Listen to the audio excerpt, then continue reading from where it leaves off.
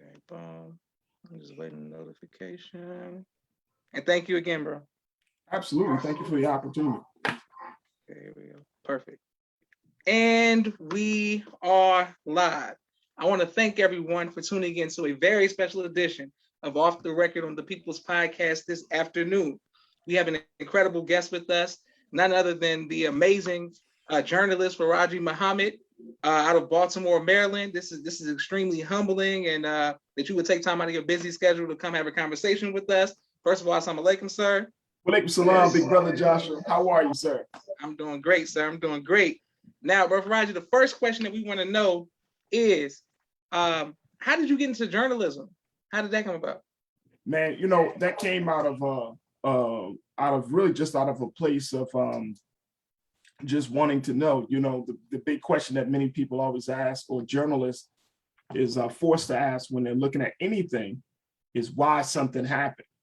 And so, you know, we've been afforded, you know, I've just been blessed and afforded so many opportunities to speak publicly on, you know, various media outlets, that after a while, you know, you have to not take that opportunity for, you know,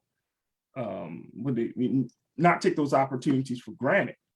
And you want to make sure that you get on any media outlet, and you want to have all your facts straight. You want to make sure that you have all the details in place and all of those things. And then at the same time, providing the people, whoever's listening, with an analysis or critical understanding of those things in a way that they can digest it and they can respect you and your voice at the same time. So, you know, it's just kind of always worked out. You know, you know, I was involved in a lot of leadership development activities here in Baltimore. And after a while, people say, hey, can you speak on this? Can you speak on that? And I was like, sure, you know, let's talk about it. But, you know, I did my research, you know, based upon, you know, what I knew. And then I said, okay, let's dig a little deeper. And then next thing you know, the opportunity was afforded to us to have the show. We had a radio show in Baltimore. We did a lot of national and local shows. And the radio shows that we did in Baltimore, I think, was truly, truly a way for folks to understand who I am and what I bring to the table, and just kind of rocked out from there, bro. Yes, sir. Yes, sir. Well, we're proud of you, and you got support all over the country, and of course all over the nation. Yes, sir. Both of my sisters, Miriam and Naima, send you the greetings. My next question for you, sir, is the activism. So much going on in Baltimore. It seems like every time I see you going live, it's like another important topic, something serious. I'm like, man, how do you balance activism and then, like, you know, your personal life? Man, that's a big question. And you know what? That's going to be an ongoing struggle. You know it, like I know it, Brother Joshua, that, you know, anytime you're involved in the work of the resurrection of our people, the restoration of our people, you know, that work can be a heavy lift. And we've seen it from our beloved leader, from the Honorable Minister Louis Farrakhan. You know what I mean? That, you know, he has some days he had grueling schedules, and other days he take time out for his family. But one of the things that I've learned from our minister is that you got to carve out time for yourself and for your family. I mean, the work is going to be there. The work is going to be there. And so it's going to be important that you have some balance. You know, in my younger years, I go hard in the paint. You know what I mean? I would just go in and just do it. But I can't do that anymore. You know, I have a beautiful wife. I have 2 beautiful children. So yes, sir. Praise be to Allah. And so for me right now, that's more priority, you know. And then, you know, we adjust the work not according to the work, but I adjust my schedule based upon, okay, what is my family doing? Okay, making sure, because I want to make sure that my son in particular, who's 8 years old, my daughter, she's 2. I want to make sure that the stability of the household is in place. I don't want them to always say, man, my dad was always out in our younger years. You know, he wasn't there. And I'm trying to save everybody else, but I'm losing my own children. And so, you know, I just didn't want that dynamic to exist in a household. So now, you know, my wife has been super supportive. She's always been there with me in any type of activism. She goes out to the marches and to the rallies with me. And that's a beautiful thing too, you know, to have a partner who's going to go out and be a part of the same work that you're doing. But at the end of the day, you know, it is about family. You know, the Honorable Minister Louis Farrakhan taught us that, you know, it's a law, family, and nation. Yes, sir. Yes, sir. You know what I mean? And I know that, you know, for many years, people put the nation business above the family business. And we, you know, when we look at the nation is built on the family unit, you know, that has to be cultivated. That has to be invested in. So, you know, I have no qualms about it now saying no, you know, I have no problem saying, you know, I'm not going to be able to make it because I'm doing something with my family. Like, it's no big deal to me at this point. It's that, you know, it is what it is. You know, either you accept it, you don't accept it. But I'm going to make sure by the grace of Allah that we take time for the family, because they're going to be there when the work isn't, or when the phone call stop, or when the you know, speaking request stops, all of that stuff. The family's going to be there, so you might as well cultivate. Beautiful. And thank everybody who continues to like, share, subscribe to people's podcasts, and show our brother Firajii Muhammad love. Absolutely. It's on YouTube as well. My next question for you, sir, is every time I speak to somebody from Baltimore, I say the only point of reference I have outside of the harbor is the wire, right? So because, you know, it's like, why? Because I don't understand like how you have such a you know, jovial spirit, like a jovial spirit. You're uplifted. You don't seem like what people represent Baltimore as. Is there a misconception of how Baltimore is portrayed? To a degree. I mean, look, I like The Wire. Actually, I'm probably one of the few Baltimoreans that actually like The Wire. No, but real talk, like there were certainly some elements in The Wire that were very spot on, that were very authentic. You know, in terms of the portrayal of former Mayor Martin O'Malley, the corruption, yes, you know, yes, these scandals, all of that. I mean, that existed, and that exists in Baltimore. But the people, you know what I mean? The people here are one of a kind. And, you know, we know in our national history, in our nation's history, that it was the city of Baltimore where the Most Honorable Elijah Muhammad almost gave up on the great mission that he was given by the Savior. You know, he came to Baltimore and he was about to walk out because he was like, these Negroes here are just a little bit too hard-hearted and stiff-necked. Yes, sir. But once he was able to crack through all of the other stuff, I mean, he found that we were one of his most loyal followers. And Baltimore has that type of reputation. Like we can be a hard nut to crack, but once you crack it open, man, once you get to understand a person's struggle, once you understand their pain, once you understand their plight, and really appreciate them for who they are and where they come from, then guess what? You got a friend for life in a Baltimorean. You got a friend for life, because we understand the dynamics. And the other great thing is that, and I've seen this just many, many years, once a Baltimore Black man or Black woman becomes knowledgeable about themselves, they never go back to ignorance. I mean, it's like a, you know, that light has been opened, that genie has been out the bottom, and they just keep on the path. And so that's the type of I would say the type of atmosphere and environment we have in the city. I mean, yes, we do have some very, very crippling issues in the city, and we can go down the litany of it. But the beautiful thing is that one, we're still in the struggle. We're still here doing the work. Yes, sir. And then yes, sir. two, you know, there are a lot more shining lights that are being exposed in the city, right? You know what I mean? From certain actors to entertainers to ball players to activists. I mean, you know, a lot of people are from Baltimore or from the Baltimore metro area, and their lives have been shaped in such a way that when they do make it to the national platform and they are able to make an impact the way they made an impact, and they say they're from Baltimore, I mean, it's a whole different vibe. You know, people don't expect much from Baltimore. But when you go around the country and you do have a spirit of gratefulness, when you do have a spirit of servitude, and you say you're from Baltimore, people's eyes open up. You know what I mean? It's not like some of these other big cities, because people know that in Baltimore, if you can get through this town, I know we say this about a lot of other cities. I know we do, bro. But I'm serious. If you are able to get through the ignorance, the darkness, the pain, and still find a reason to continue to be a better you, if you still can get through all of these things that we face here in the city of Baltimore, and you still find a reason to love your Blackness, or you still find a reason to love, manhood and womanhood, you're a special human being. I'm not just trying to add yeast to the situation. I'm just letting you know you are a very special human being, because this town, and I've seen it, it will break people down. It will break people down. And we are a small city. We're less than Brother Joshua. We have about 593,000 people in the city of Baltimore, a little bit less than 600,000 people.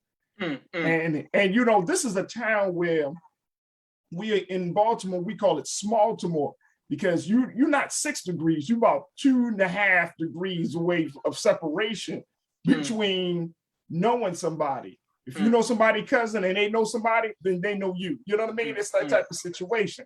And so for Baltimore, man, it's a town where, and then this is one of the beautiful things I see about it. It's a town where you can be your ignorant self, but then it's also a town where you can become your redeemed self, all in the same place. Yes, sir. You know what I mean? And that's the blessing that we have here, especially, if you change your life, if you turned your life over to the Nation of Islam, if you turned your life over to Christianity, right? And you really are living that new life, guess what? People won't be like, all right, we're going to test you at first. We're going to test you at first just to see if it's real. Yes, sir. But if they find that those roots are, that root is all the way down into the ground, and you are for real about changing your life, guess what? People want to start to respect you. Be like, man, I remember, but I'm glad that you changed your life, man. I'm really glad that you changed your life. And the other thing about the city is we love a comeback story, man. We love the comeback story. We love to see people down and out, and then find the resilience, find the will to say, you know what, I'm going to change my life for the better. Like, you know it, and I know it. Baltimore has been one of the hardest hit cities by drugs, right? Coming from the 80s all the way through the 90s. I've lived through it. I've seen people, brothers and sisters. I've heard of, unfortunately, we've lost some of our family members in it. So when people change their lives, like when you can get out of the cycle, the vicious cycle of addiction in Baltimore, change your life, right? Then you have a family, you're holding down a stable job, not just any job. A job with benefits and everything. You're raising children that are going off to college. You possibly may have grandchildren. And your life was in the street. Your life 20 years prior to that moment, you were down in the dirt. Yes, sir. Yes, sir. That's a powerful testimony. And people in Baltimore, we love to hear that. We love to hear that. And so, this city does shape your character in so many different ways. And I thank Allah that we've been able to work in it, but more importantly, that I'm from it, man. I'll never forget what this city has done for me and how it continues to shape me, and especially my wife. And we feel like we could take on the world. We like, man, we from Baltimore, man. Yes, sir. Yes, sir. This is small change when you talk about some of the stuff we see in our people face. So yeah, yes, sir. Praise be to Allah. Beautiful. My sister Naima says, all praise be to Allah. My sister Miriam says, facts. My uncle, Minister Jamil, says, 2 great black men. Assalamu alaikum. He loves Baltimore. Praise be to Allah. All is well. And he said he's proud to have served at number 6. Thank you very much. I know that's right. He was one of, and you know what? You know it, and I know it. But Uncle Jamil was one of the brothers, of course, that when I was a young brother in the mosque, he was one of the brothers, of course, that I looked up to him. And there were so many brothers, Brother Sharif. So many who have gone through the ranks in Baltimore. Of course, student minister Carlos Muhammad. those are the Black men that I grew up around and that raised me and have always instilled something in me. And the beautiful part, and as I get older as a Black man, and I try to do this, model the same type of character and the same type of manhood to my son. But you really, I mean, I remember Uncle Jamil, Brother Al, Brother Lyle. I mean, we can go down a line. Brother Marcus, may Allah be pleased with him. Like so many men, and I mean men in a fundamental, loving, caring, strong way. These were, and these are men. They have families, they're not abusive to their children or to their wives. I mean, these were men who I looked up to, and I was like, yeah, always wanted to be there. And because of my growing up in the nation, and you know this too, Brother Joshua, I can never say I have never been exposed to real men or real women. I can never say that. Some of our people use that as an excuse and say, well, I don't know what a real man looks like. I can't say that. You know what I'm saying? I was surrounded by real men. And to this day, you don't know how far that seed will go until you start to be in the same place they were, until you start to get your family, until you start to go out and, get your own place and you got to pay bills. That's when your manhood and your womanhood starts to become tested. Yes, sir. Yes, sir. You know what I mean? You're dealing with all these different people. If you have a child, and I mean, that's where, and when I see that now, I'm like, whew, oh man, that was, and see, you know what I'm saying? And I mean, you holding up the mosque and the house. You know what I mean? It all comes down on your shoulder. As a man, that's a heavy, heavy burden to carry. Yes, sir. Yes, sir. That's a heavy burden to carry. And so, I learned from watching them how to carry that burden in such a way that it didn't diminish their fire to wanting to do the great work of the restoration of our people.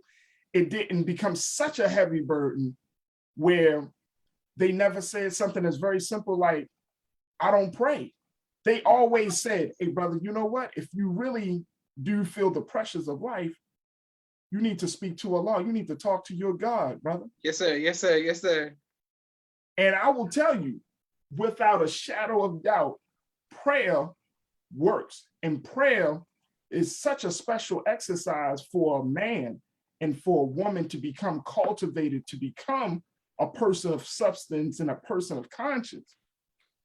That that's one of the few things that we can do that takes little effort. I mean, I'm just saying that very, very it takes little effort to say, let me set aside 10 minutes here or 15 minutes just to thank Allah. Because just in that one exercise of thanking Allah, 10 to 15 minutes, and I am a bearer of witness for this, but just taking a few minutes to just do that opens up your day, opens up your mind to the point where you become clearer about who you are and the role that you play within your household, clearer about who you are and the role that you play within your community, within any place that you set your foot in. You become clear about who you are and why you're there. You know what I mean? So it's those Black men, man, they don't know, but that seed runs so deep in me. And like I said, I know things are different because of COVID and everything, but by the grace of Allah, my son will have the same experience that I had, to see Black men and Black women in motion, evolving, bearing witness, and all of those things that we're seeing, man, just so he could be like, yeah, I seen that, and I told my son, I showed him a couple of YouTube videos, man, just the simple thing of drilling, that was a huge thing, Yes, sir. and it's still a big thing in our culture. But I mean, that's that right there. My son looked at that thing. He was like, Dad, what? Like, Dad, what are they doing? And it's just a simple thing. I mean, it's just those things, and I hope and pray that as a nation that we understand the value of those big cultural experiences, because it is those things that have confirmed for a lot of people who they are. I mean, it's a beautiful thing, man. And it's such a beautiful thing. But yeah, I just wanted to show my love to all of the Black men and especially that have shaped me so much. So big shout out to my uncle, brother Jamil. Thank you so much, sir. Praise be to Allah. Excellent. And thank everybody who's showing you love in the comments. I can't wait to put this on YouTube. Praise be to Allah. Yes, sir. Now, my next question for you is, what is your favorite memory of growing up in the nation? Wow. All right, so I'm gonna put this as my favorite memory. All right, I got a few of them actually. And I can't recall the year, but it wasn't too long ago. But there was a few years ago, Mother Khadijah came to the city of Baltimore because one of I believe it was her grandson, if I'm not mistaken, had graduated from Morgan State University. And so by me living in Chicago, I've had just very, very brief interactions with Mother Khadijah because of my work that I did with the Salam restaurant. But when she came to Baltimore, I remember this was probably, I want to say about either 2011 or so.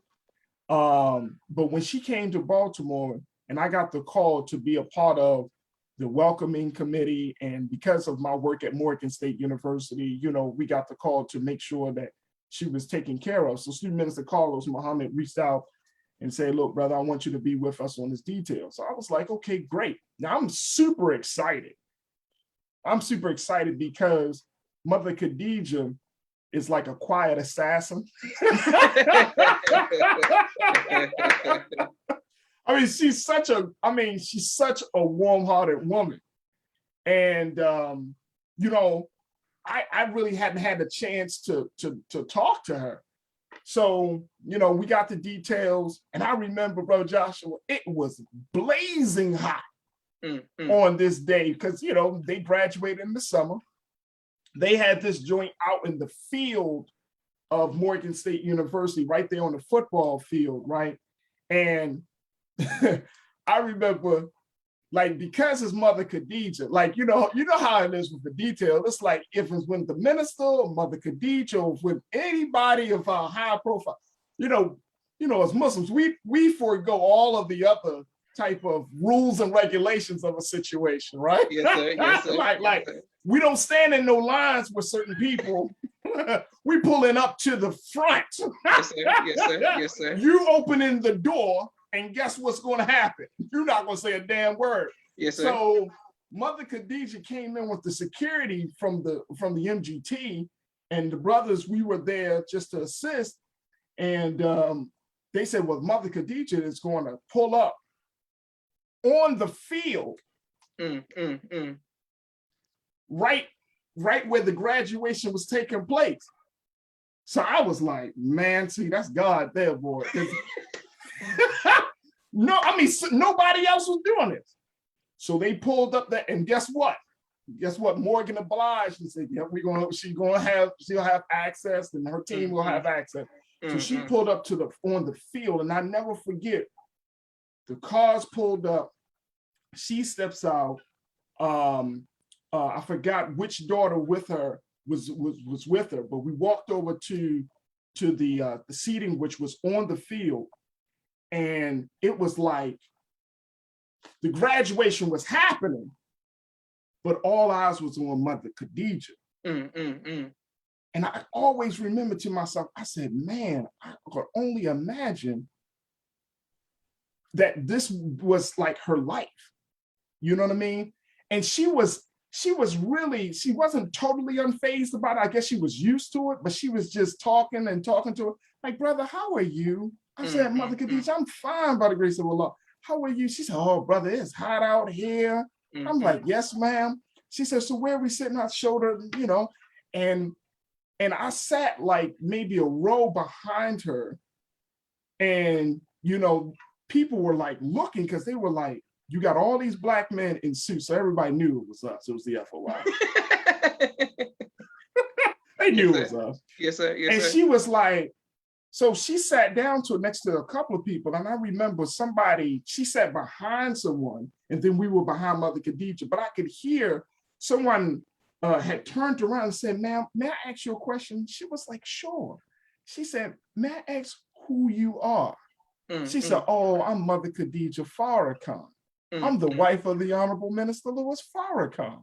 And I mean, Joshua, the person's face was like, they were like, I was not thinking, they were just like, you are, and it was just like speechless, right? And I was thinking to myself, I was like, wow, man, this was like a Michael Jackson moment. You know what I mean? Yes, sir. Yes, sir. You yes, just sir. like, the person just did not, I mean, the person wasn't right after that moment. They just turned it back around. It was just like, that's my God, wait.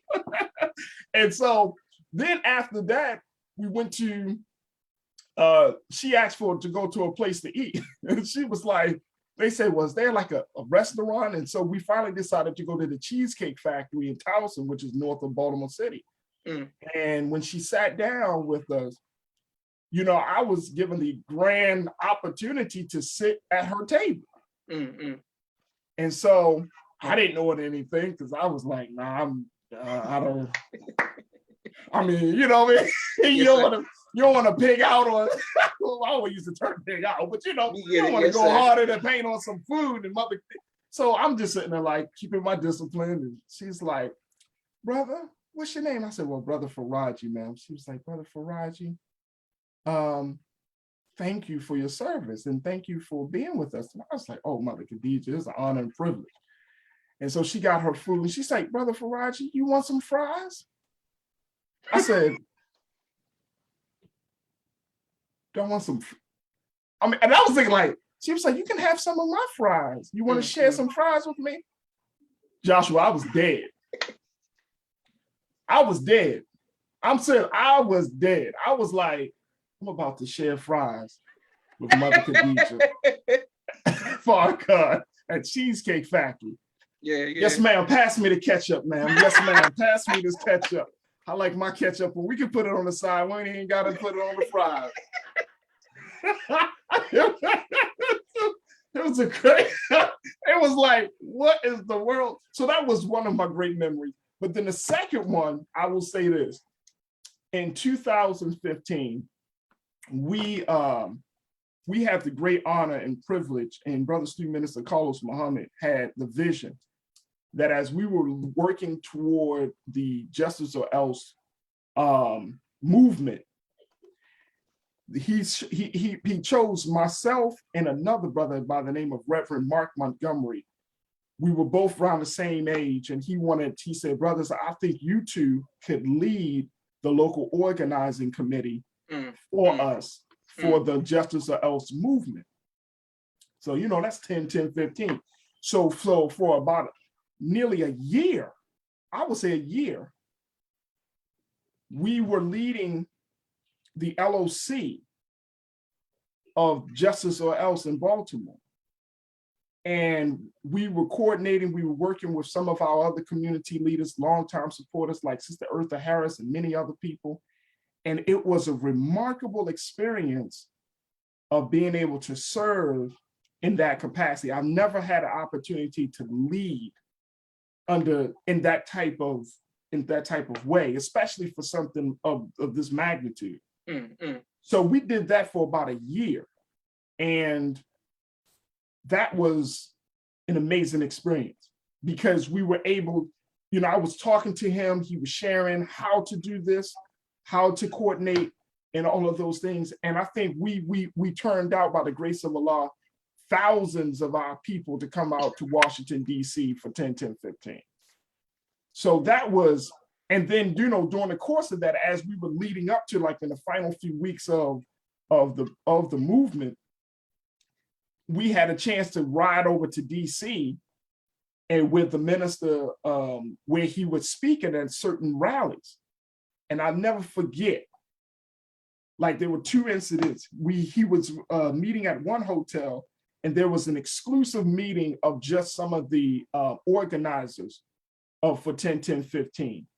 And I sat right in the front row.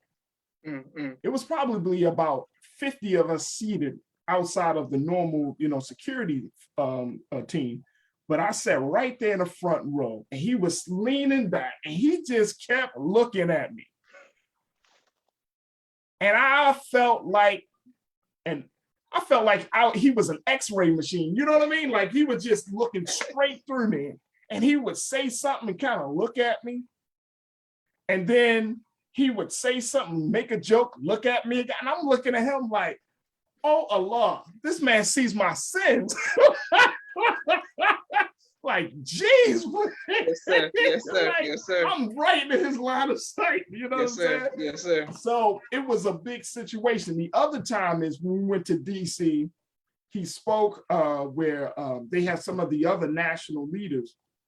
And I came in and we had a chance to he was sitting at the table on the platform. So he was on the stage and folks were coming in, and I walked past him and I said, I can't walk past the Honorable Minister Louis Farrakhan without giving him the greeting, saying something.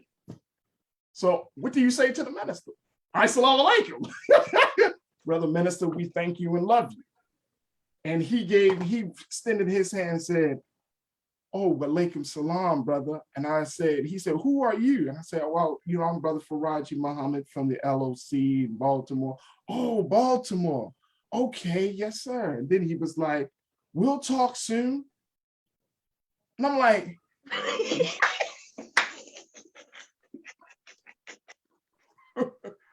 we'll talk soon?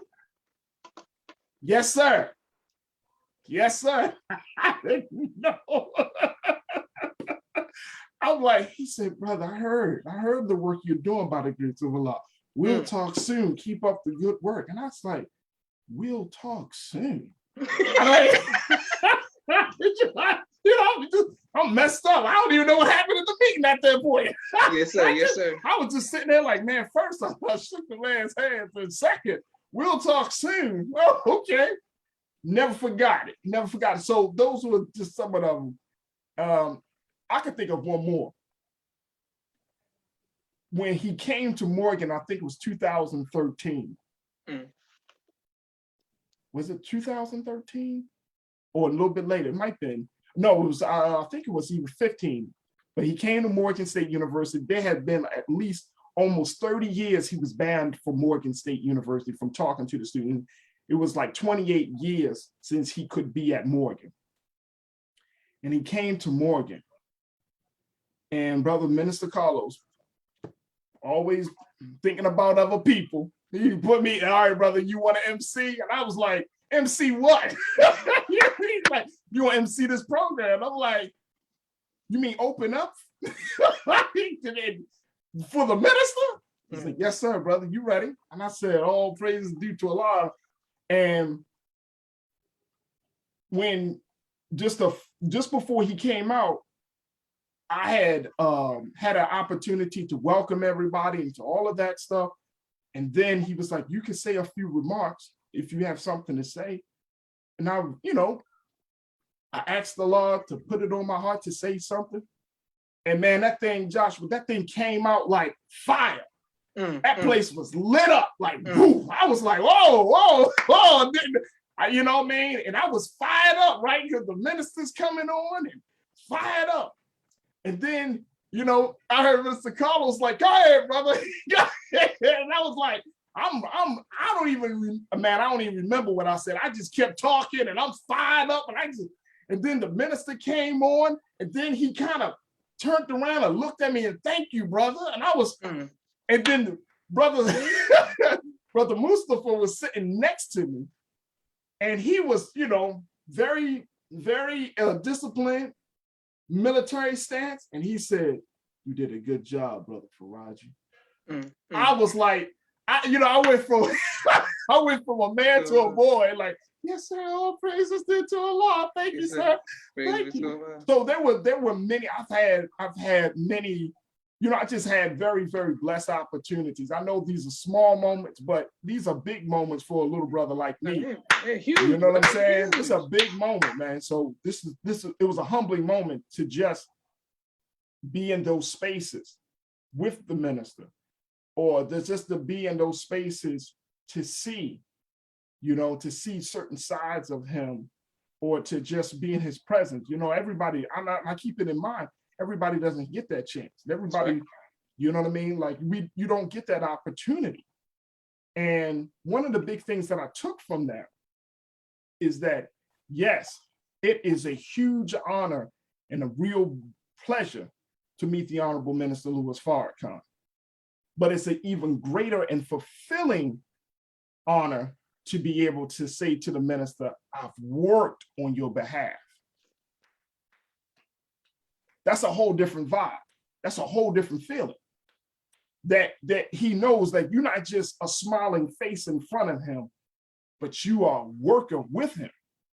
And then when you are working with him and you coming out of the trenches, and when you see him, it's like he's the reward. The be in his presence is the reward for the work that you've done, right? So when you've been in the trenches, you grinding, you in the trenches, and then the reward is to see his face, or the reward is to say, "Good job." And in the divine line, it's like the Christ saying, "Good job."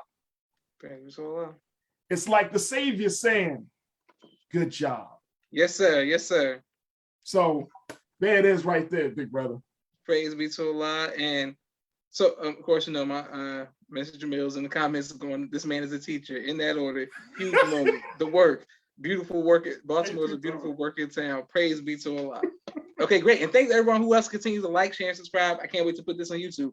But Firajii, we have just a few more questions for you. Sure. But I have a quick 60-second commercial break for all of the sponsors of the People's Podcast. This edition, this month, Brother Firajii is going. What's very interesting is that when speaking to Brother Firajii, we haven't spoke in so long, and it's right. like nothing has stopped. It's like, "Oh yeah, I know Brother Firajii. Yeah, okay, boom." He's same personality, always been hosting, always been ministering to the people. For everybody who's watching, could you please, if you'd like to be a sponsor or donor, please cash out the People's Podcast. Thank you all very much. My brother Rashad, Street Premier Media Production. He has a 4K camera and a drone. He does television and film editing. Thank you very much. My sister Miriam, ABC I Love Me, children's book and coloring book, both of which are available on Amazon. Also, my sister Naima, Stay On Point Dance Academy, LLC. She teaches ballet virtually to young girls all across the country and right here in the studio in Atlanta, Georgia. Also, Sister Rashida Rafat, Rod Communications 5-year anniversary special promo. If you're working on a book and you need content development, media relations, anything dealing with working on your book, copy editing, Sister Rashida Rafat is the one to go to. Thank you very much. Student Minister Robert L. Muhammad of Austin, Texas, conflict mediation, squashing the beef in the Southwest region. He does a phenomenal job. His wife, Sister Fudia Muhammad, Children of the Most High, giving birth to a guy in the science of child rearing. Thank you very much. We're coming right back to our brother Firajii Muhammad. Brother Kenneth, bow tie maker extraordinaire. He'll ship bow ties to you anywhere in the country. Please reach out to him. Sister Sherry Muhammad, Asiatic Minds Online. AsiaticMinds.com is a virtual school that teaches STEM, and it's just a phenomenal school if you want your children to be raised to be gods virtually. AsiaticMinds.com is a way to go. Dr. Henry M. Carter, right here in Atlanta, Georgia. King Henry's Turkey Legs. Brother Rashad Muhammad of Chicago, COVID-19 Disinfecting Cleaning Services. My father's book, A Soldier in the Movement of Christ, Down is Not Out. Second book, AbdulSharif.com. And last but not least, my two books, Cleopatra, which is a children's book, and No Father, No Excuse, both of which are available on Amazon. Thank you all very much. Right back to our brother Firajii Muhammad. Oh, yes, sir. Now, Brother Firajii, my next question for you is, you said you spoke of some work in Islam. Could you go into that? I didn't know you worked in Islam. Yes, sir. We worked at the Salam in the late 90s. And I want to say around like 98, 99, when I had an opportunity to live in Chicago for a little bit. My family there, my other part of my family, you know, I'm gonna use the term stepmother, but I would like to say my other mother. But my Yes, sir. other mother, Sister Winifred Muhammad, may Allah be pleased with her. You know, had a chance to be, you know, to live with her. My Uncle Jackie Muhammad, and like Brother Arthur, and so many of the believers there in Chicago who accepted me when I was just 18 years old, and you know, moved to this big city, stayed with my family there, and they just loved all over me. And so by me being there, I was able to get a job at the Salam restaurant. I worked under Gary Foster, and then I worked under the great Sister Celestina, Yes, who sir. was Yes, sir. another, you know, she was just like a grandmother, you know what I Yes, sir. mean? Yes, sir. And working at the Salam restaurant changed my life. And I'm saying that for real, because it allowed me to see our nation, to see the depths of our nation. I mean, you're working in a national institution like the Salam restaurant. And I took that mission to be, took the mission of serving our people very seriously, very seriously. I remember it was, I believe it was the Savior's Day of 1999. And we were, you know, believers would come in. And I couldn't go that Savior's Day to hear our beloved minister, but because I was working. But the crowds came in, and just having the mindset of serving the believers, just good food, providing an awesome environment, you know, just serving the believers. I was on fire throughout that whole weekend. I remember, you know, just talking to the believers and saying, "Hey, believers, I know that we, you know, it's a lot of line, it's a long line, but we got a lot of food for you. By the grace of Allah, we're going to be able to serve everyone, keeping the spirit and the energy up and high." It was just an awesome experience. And then, you know, I was able to build some relationships with our brothers and sisters there in Chicago at Mas Mariam. And so just from that little brief time I was there at the Salam, it helped me to extend the family. But more importantly, you know, I was able just to see, you know, your father and so many others in a very human sense. Because I think sometimes when we're outside of Chicago, when we're not as close to the national figures that we see, we have all of these views about them, right? All of these misperceptions. I mean, you lived under it, you know what I mean? People probably think your father's one way. You like, that's not my dad. Your mother, may Allah be pleased with her. You know what I'm saying? That's not my mom. And it's like, that's what I wanted to see, because for me as a learner, I want to understand what a person, how a person tick. You know, I really, you know, if I didn't go to school for communications, I would have definitely gone to school for social science, because I love to see and study people. And when you look at anybody that has come to this work, everybody has a motivation to get here. But then there's a different reason to stay here.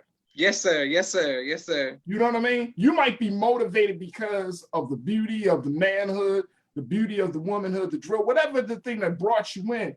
But there's a different reason when you stay in this process, not for just 1 or 2 years. I mean, 5, 10, 15, 20 years.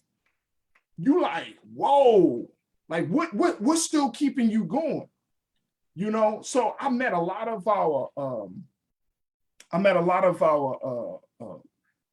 you know, I would say legendary members of the nation, you know, our legends. I mean, I just met so many people, and just to sit down, literally have some soup with them, and to have some, you know, a bite to eat with them, and just to be like, just to build, and just, and, you know, they would tell me, "Brother Firajii, this and that and that."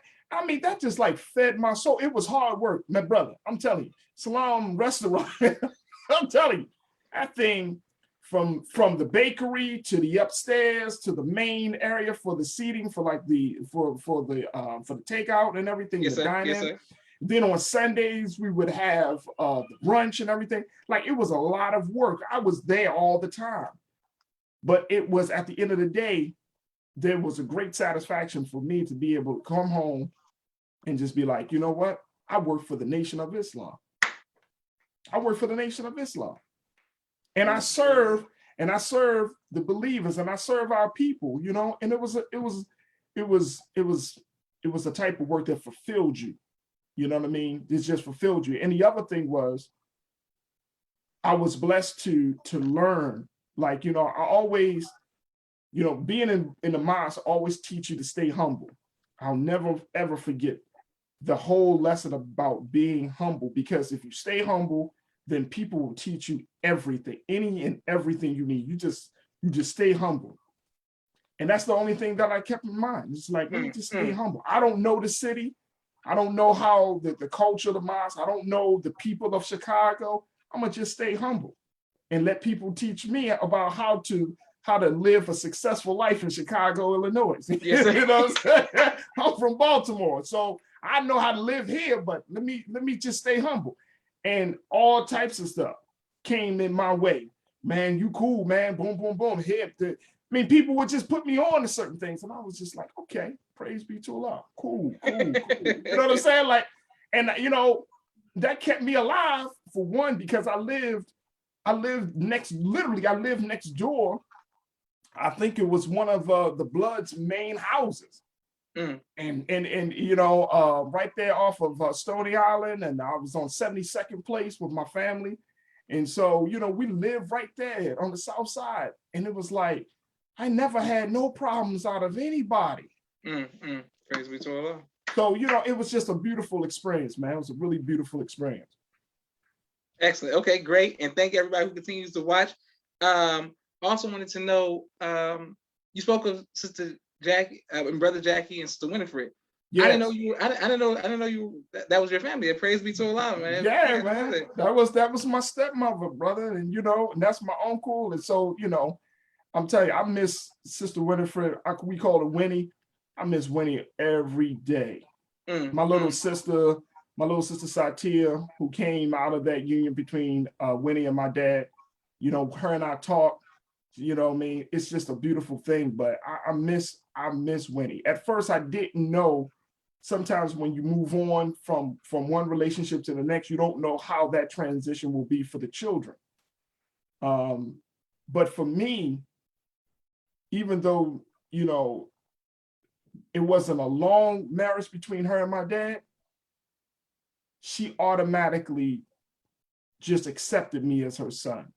Now I had a little brother. She had a son herself, but he was a little brother.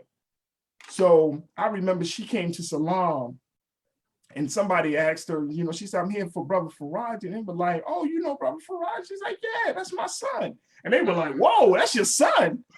And she didn't even make no comment. She was like, yes, that's my son.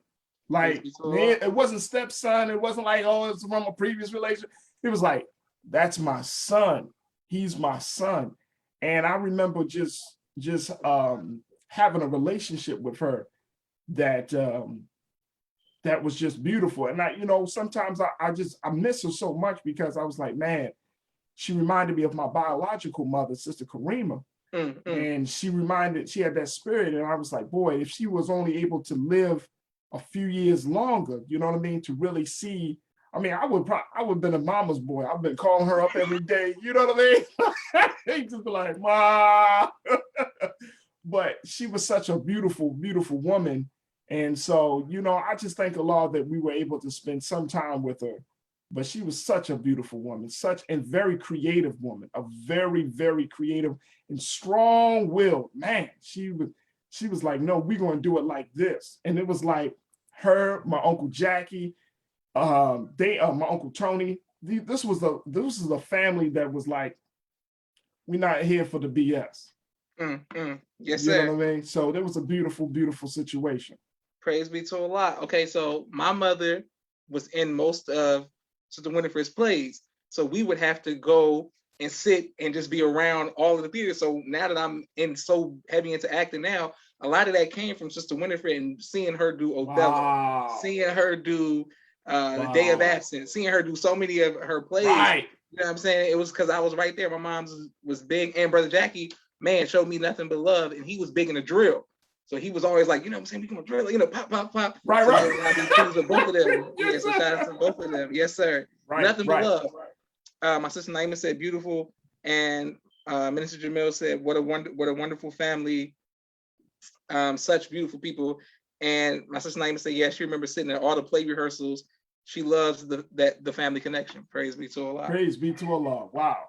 Okay. Now, Brother Firajii, if you could choose your favorite album of all time, what would you say it would be? Man, why you do this to me?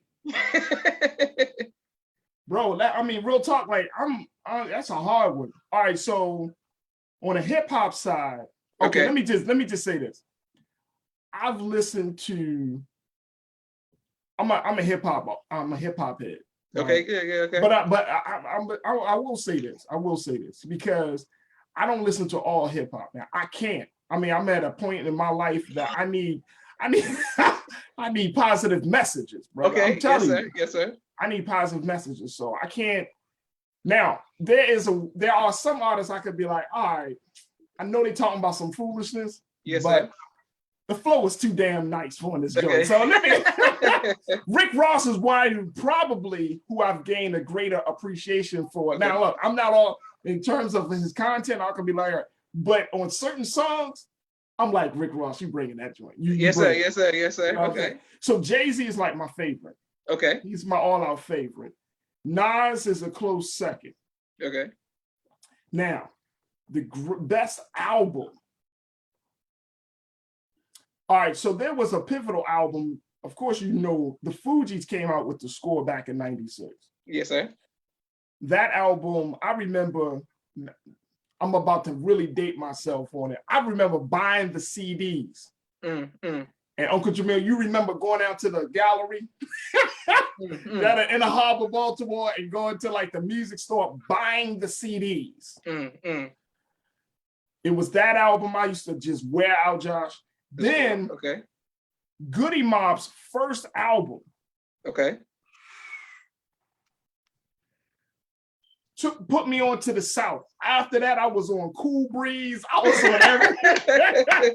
Like Outkast, Goody Mob, everything. Like that Soul Food album is probably is like hip hop gold, you know, platinum, however you want to say it. So that's a good one. For the East Coast, the one that the album that Jay did, the Black Album. Absolutely. Took me there. Okay. Took me there. That was the album that took me there. And then for Nas, for example, I think one of my favorite albums of his is actually Life is Beautiful. Okay. You know what I'm saying? I really liked his. But then I'm vibing off of this new, what's this, KD2? Yes, sir. Yeah, I'm vibing off of that because of the Lauryn Hill piece. I just love that record, man. I love that record. Nobody. That's such a great record. It's a good one. Sure. So it's really, really hard to say, but they were pivotal albums that like really shaped me. Then I can't forget De La Soul, Stakes is High. Okay. When I first heard Stakes is High, I felt like these dudes were from another planet. Because when even to this day, when I played this record, Stakes is High, it's like quintessential. I mean, just pure hip hop from production to the rhyme to the whole vibe of it. It's like when you get dun dun, Stakes is High. You just like.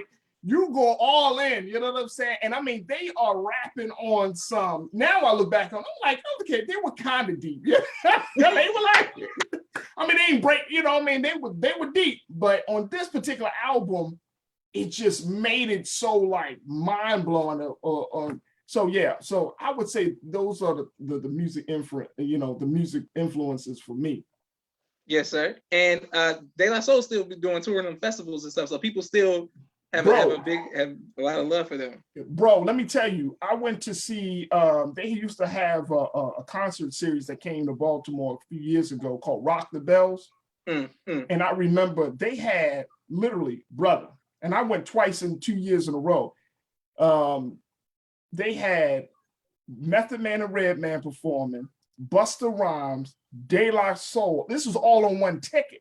You know what I mean? And when I saw these guys, this was at Merriweather, the Post Pavilion outside of Baltimore and Columbia. And this place holds maybe about 30,000 people. It was an outside arena.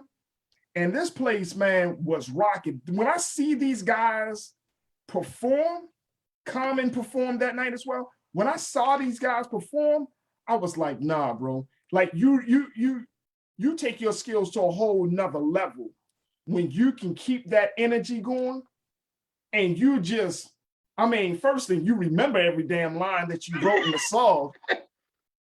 I don't understand. And then second thing, you rock into the energy. But let me tell you, Method Man and Redman jumped off the stage rhyming. They walked on this wall that they had like steps. So you had this concrete wall where you had people walking down, people walking up. They jumped on this little wall, Josh. It was like the small wall, rhyming. This dude, somebody from the audience, gets up there, boom, they keep rhyming. They give you such a great show. Like some of the older hip hop artists and legends, they give you such a great show. Even when I saw Jay-Z and Beyonce, I mean, I don't care where you stand on their politics or how they live their life. When they perform, they give you 2.5 hours. Absolutely. And I mean, I'm not talking about, I'm talking about, I saw Jay-Z and Beyonce before. My wife and I went out to Philly, to Lincoln Field to see them when they did their On the Run tour. Of course. And then when that song with him and Rick Ross, when the beat dropped, when he was, F with me, you know you got it. Yeah. Brother, the whole place, like Jay, you could tell Jay was like, I'm a king of this. And he just let that music go. And it was like, and you were just like, I mean, everybody, as soon as that bass dropped, everybody went off. And Jay was just like, I mean, I could see why after an experience of being an artist, why you think so high of yourself, like why you call yourself the God, or why you say that you're a master or something. I could understand it because it's a form of persuasion and influence like no other. When you have literally thousands of people that are rocking to you, right, knowing every word of your song, they rocking to the beat. And I mean, the moment you stop the music, they stop. The moment you start the music up, they going again. I mean, it is a control and a feeling of power, I would believe, like no other. Which is why I see why guys go so hard, because I mean, naturally, as Black men and Black women, as a people, we want power and control. So when you have that microphone in your hand and you can rock it the same, and you got white people, Black people, Latino brothers and sisters, I mean, you got everybody rocking. Man, I could only imagine what it's like. So I just, oh man, the whole hip hop thing is real big, which is why, and I just want to say this very quickly, which is why when we do media, when I do media work, being on the air at Morgan State University, I'm on the air with Roland Martin every week now.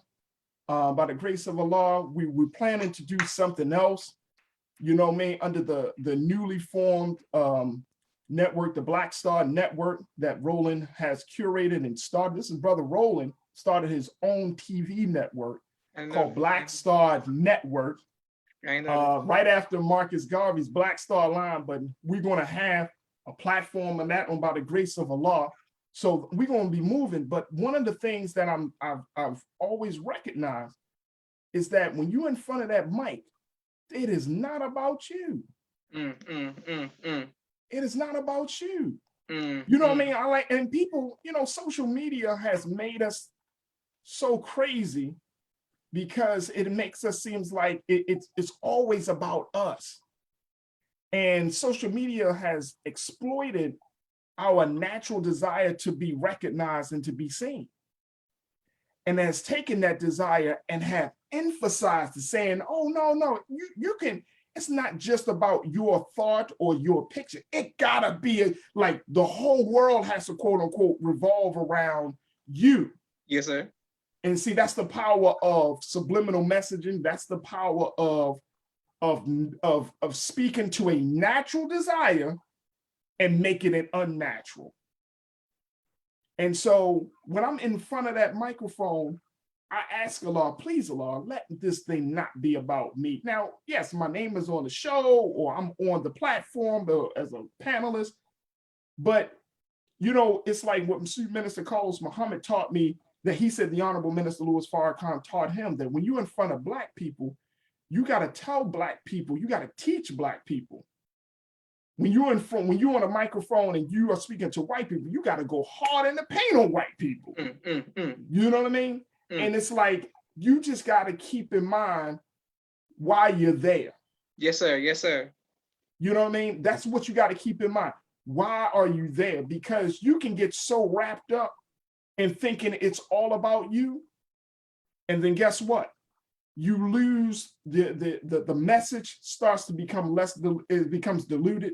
The message it doesn't have as much impact it could make. I mean, so it's always a blessing, because for me, it's like when we crack that mic open, I wanna channel, I want to work as a vessel for the pain, for the joy, for the hurt, for the ups, the downs of our people. So when we have this conversation, we're going to have it I'm going to be in a space to be able to relate to you. And then not only relate to you, I want to take you a few degrees higher. I want to just lift you up a little bit more, because I can get down with you. I know how but Allah has blessed me with the skill to get down and understand a man's or a woman's plight in a situation. But then he also blessed me with understanding a little bit to just be able to raise you up a degree higher, to poke questions and make you think and say, all right, well, why did you say that? And what did you think of this, brother? And what you think of that? And so, it's like media is so powerful and everybody thinks they can do it, but you have to, we've been blessed, and Brother Joshua, I hope and pray that you're blessed this long. We've been blessed to do this thing for 20 years. 20 years. And I've learned, I gotta say this, bro, I've learned and been around some of the best and most brilliant media minds that we've ever produced. I worked for Kathy Hughes. Like she knows me. It's not like, oh, she see me in public, she's like, oh, who are you again? No, she'd be like, Firajii. But I've worked under her tutelage for a year. I'm working with Roland. We've been blessed to have relationships with Tavis and stuff. And I'm looking at this journey. I'm looking at my journey and saying, Allah, you put me on this path. So there's obviously a reason why you want me to be here. And I remember my Uncle Al, who's down in Florida now. Yes, sir. He said, brother, you're going to have to, and he said in a very different way. He said in a very, very short and succinct way. He said, when you're talking about being in front of people, he was, after I think I've just finished teaching one day, and he was like, just telling him about the struggles of being in the ministry. He said, brother, that's going to be your trial for the rest of your life, being in front of people. And I'm like, man, what are you talking about? But now I see it. But at the same time, someone, by the grace of Allah, we have to be in these spaces. It's good to have alternative media like this platform. It's very good, because we need to offer some alternatives for our people to get their news and information and to understand. But then the other thing is, we also need to be in those traditional media spaces as well. And it's okay, but as long as you know what you're there for, or as they say right now, you know what the assignment is. Absolutely, you gotta know the assignment. You know what I'm saying? You gotta know the assignment. And if you don't know the assignment, then you just out there and you just talking. But nobody care about what you think, man. Like, you know what I mean? Nobody care about how cute you are. Like, when you are in those conversations talking about what's happening with the president, what's going on in this country, our people, and the minister has told us this time and time again, our people are looking for right guidance. They're looking for critical thinkers. They're looking for leadership. Yes, sir. Yes, sir. That's going to provide people some clarity and understanding and give them the power to be able to change the reality of their lives. And if we are out here on any media platform just BSing and, you know, laughing and joking and, you know, just wanting to be seen, quote unquote, you really lose the power.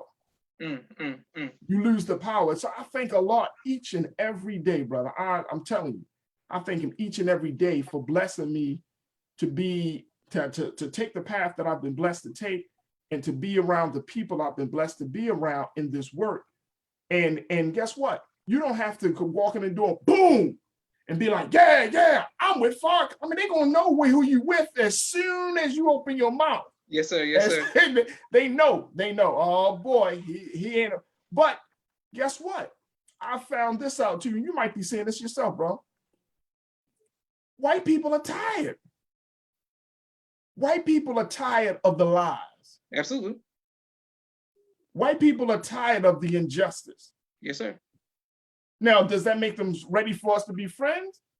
No, I'm not saying that. I'm just saying, look at where things are going.